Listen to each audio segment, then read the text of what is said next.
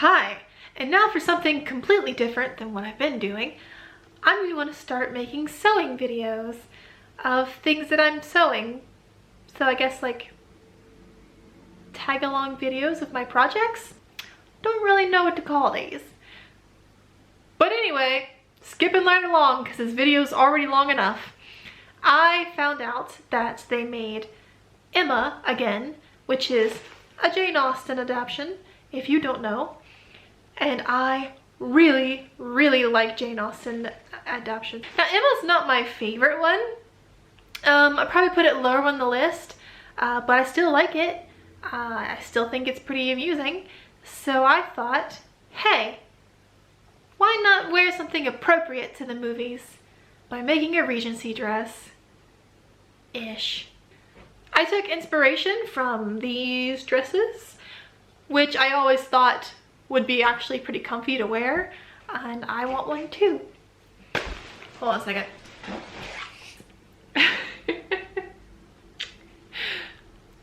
But I used this pattern from McCall's. I think this came out when Pride, Prejudice, and Zombies came out, because I think that's the same jacket thing that Elizabeth has, I think. That's lower on my list of, let's say, Jane Austen TV. So yeah, this is how I did that.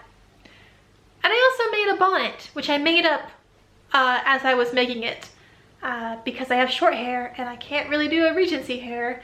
And this video is already long enough, so let's just get right into it. To start this project, I chose this fabric.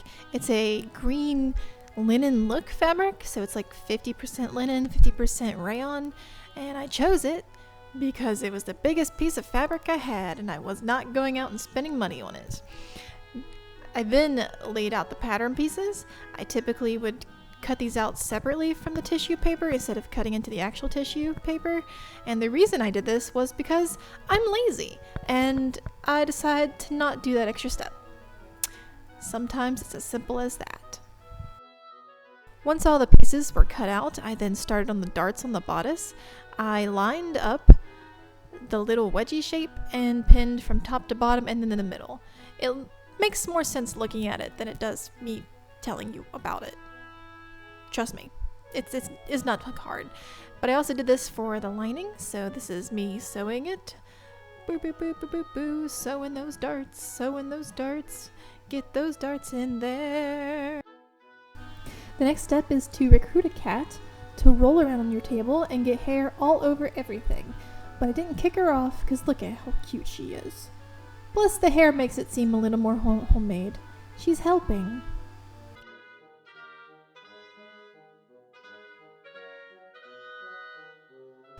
After I made the markings onto the back of the pattern, I realized that I did not cut out my interfacing, so I'm going to do that. And the interfacing is for the button hole closure thing, and I just kind of crudely sort of made some rectangles. That'll work. And then I'm going to iron it. And then I did iron it, and also I'm sorry for the way I say iron. I'm so sorry. It's so weird. What you will notice here is that I'm very new at making YouTube videos, and I'm very bad at showing you what I'm trying to show you here. And what I'm trying to show you is that I pinned the side pieces to the back bodice piece, and then I sewed that up, and then I forgot to record it because I forgot I was making a YouTube video. I am sorry for that. After that, I also forgot to show you that I sewed the front piece and the back piece of the bodice along the shoulder, making one big old piece of bodice. And I did that for the lining too. But you can't see it, so you're going to have to trust me. I did it. After completing the outer and the lining of the bodice, I then put both sides together, right sides facing each other, and sewed around the neck hole. Then I sewed the seam allowance to the lining using an understitch method. And here I complained about getting burnt by an iron. It really hurt. Really bad. With the right sides facing each other still, I then sewed around the armholes.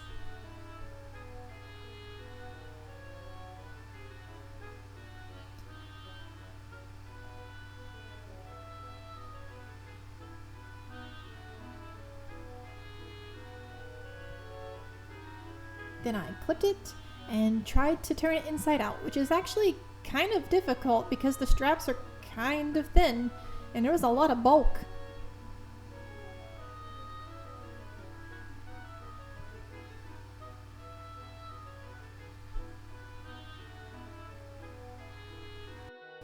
After making a trip to an iron, I then understitched the armhole like I did the neck.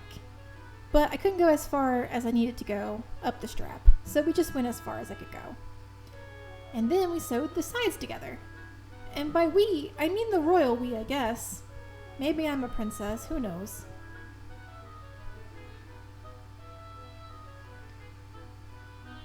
And the bodice is done! For the back skirt closure, I rolled a hem where the buttons will be, and then I serged the ends to finish them, which feels like cheating, but oh well. And then I folded the right side, did the seam allowance, and then marked where I was going to sew to the hem, and I did that, and now I am going to mark where I'm going to sew across this little placket. Now there will be a little bit of a stitch visible here, but no one should be looking at my butt that closely. No one should be looking at my butt that closely. Next, I'm going to finish the seams by serging up either side and sewing both sides, close to make a skirt. Next, I'm going to weave thread along the back side of the skirt on either side of the buttonhole, I guess, to gather, because I like doing this better than gathering on a machine, because that scares me, and I do it wrong every time. I've been waiting for, it looks like it's coming together. Pin those right sides together, not the lining. And I'm also going to pin the gathers on the back with the back. Yeah, and sew that up, and I didn't record that. And now, once it's all sewn up, I fold the lining over the top of where I sewed, and I'm going to whip stitch it. But I didn't whip stitch it in video because I was in pajamas, and y'all don't need to see that.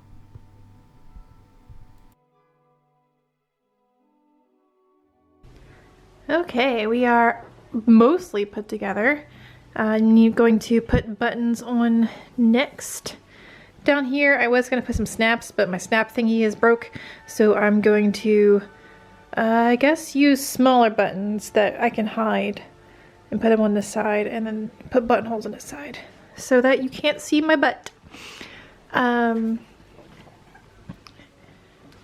Something went wrong when I was fitting it, and I actually made this thing a little bit bigger in the armpit side seam area than it should be. So what we're going to do is, well, one, we're going to straighten this up. What's happening here? After I put on the buttons, I'm just going to loosen up the lining whip stitches and then cut, I don't know, an inch or so off of the entire side, and then sew it back up, and it should be fine. So in my stash I had these buttons, and they seem the most appropriate out of all my buttons for the outside of this. I'm going to use just normal, like, little plastic buttons for this bit here, because those will be hidden. But yeah, for these, I'll sew them on, and then I'm going to do the buttonholes by hand, because I think that will look best. Also, I think I have floss that will match compared to, I am now out of normal sewing thread, so everything that is now going to be sewn onto this dress is not going to match completely because I don't have any more thread that matches. And I am not spending more money on this project. I then for some reason decided to stand up while doing this, and I don't suggest it. I then took it to the couch. Like, why am I doing this? What am I doing with my life? Something went wrong with the fitting, and it wasn't right, and throughout this entire process I thought it was right, and I didn't do a mock-up, and so really it's only my own fault for doing this. But anyway, here's me taking out 2 inches. After I corrected the fitting, I then reserged the sides to finish them and made a hem where I rolled up a bit of fabric the length of my finger and then rolled it again another length of my finger because the finger is nature's natural ruler. To hem up, I hand stitched a caster stitch, and the sole reason why I'm showing you this clip is just because of Bug. Look at her. Look how cute the bug is. Aww.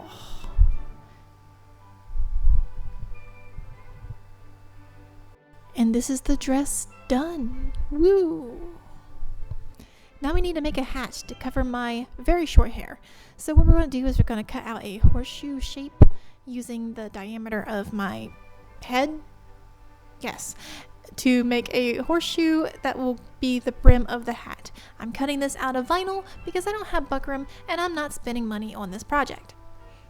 And I already have this. So, and now I'm going to make it a little stiffer because it's kind of floppy by whip stitching a piece of wire to the brim, which is a little bit overkill, I think, because it's not that floppy, but this wire's a bit thicker than what I need.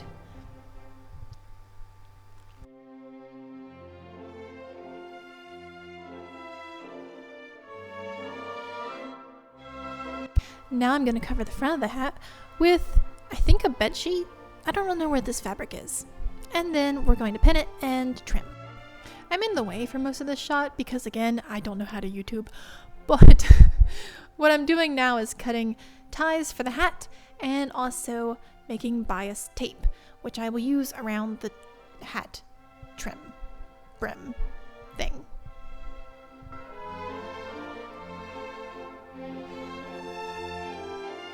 Now it's time to iron things.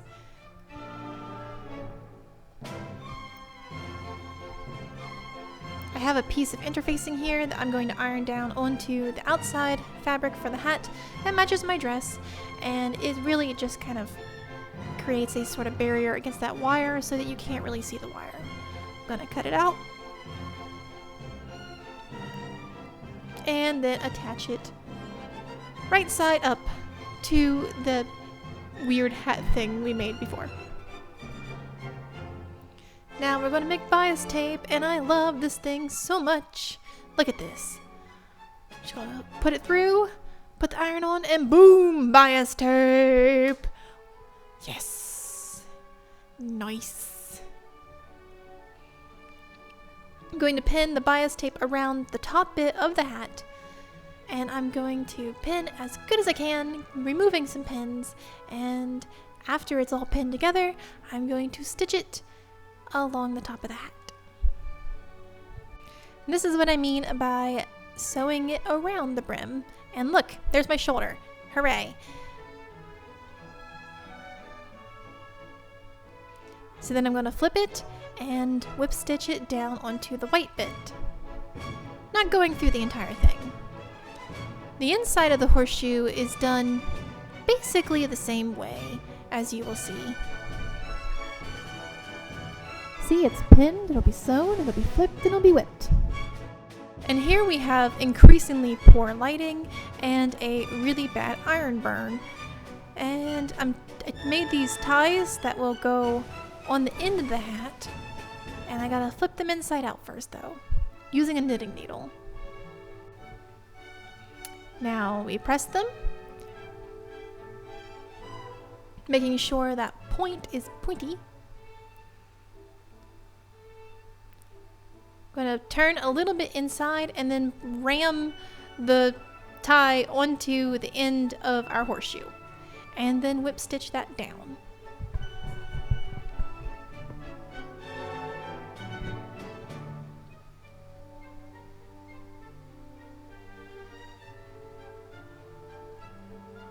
Here is the band of the hat. That's going to be the actual head covering bit. I am just folding in each half by half to make like a bias tape-ish thing.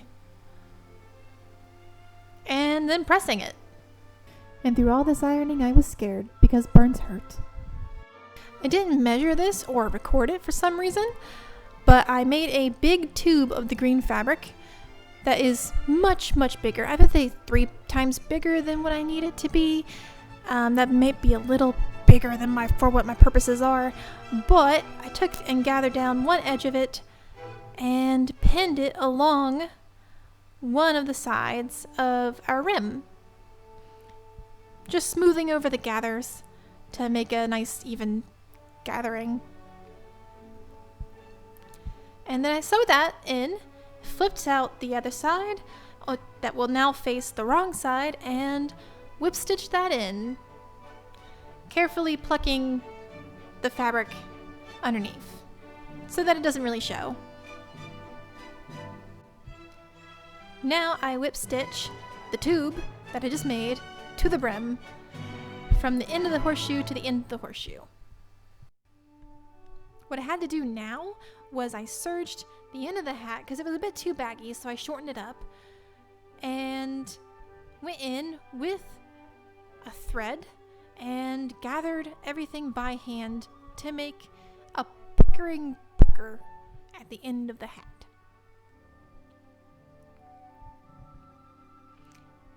And my camera steadily went off of the angle. And we just go through the pucker several times, get all that pucker up where it needs to be. And ta-da! There's a pucker. But unfortunately you can see a little bit of the thread that I had from my serging, so we're going to cover that with a covered button, which I didn't realize my camera was off angle, so you may or may not be able to see it. Just going to cover a button in that gold fabric and then put that button in the pucker. Now it's time to pretend that I have more hair than I do. I'm going to make a poof in the back so that the hat has a shelf to hang off of. Next, we're going to make a swoop in the front and a swoop on the other side to make those swoopy bangs. I wish I could do ringlets, but I don't have enough hair. Just a word on what I'm wearing. I bought a chemise thing with these like short stays attached to it from Etsy. I can put a link down in the description. And it's not quite period, but it's enough to fake a silhouette, make it good enough. You know, we're not going period. I mean, look at me. This is not a period look, but it's going to be close enough. And really, it's the thought that counts. I don't have a chemisette, but what I did do was I went to the thrift store and found a passable shirt. If you can find it at the thrift store, why not use it, right? Ow! My burn hurts. It has scabs now. And here is the shirt, and there is the dress. It was a little hard to get on because I can't button it by myself. Also, the top button needs to be higher than it is, so there's kind of a flap in the back. I do not like it. I know about it. Don't at me with it. Look at that. Look at that flap. Now to complete the look with a shawl that I also got from the thrift store.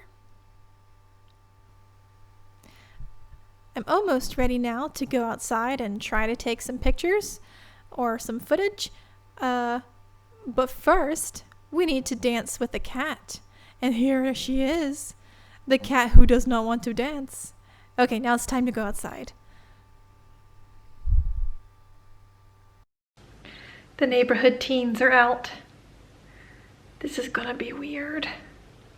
And weird it was. Also, look at this back button.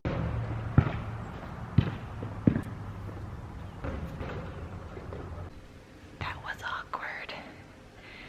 I know I'm going to the movies in public like this, but for some reason, going onto your porch in your yard in front of the neighborhood teens who play basketball in your parking lot is weird. And finally, it was time for the movie. I made a dress to go to the movies. And it was good. I enjoyed it. I mean, I like the 1996 version better, but, it was still good.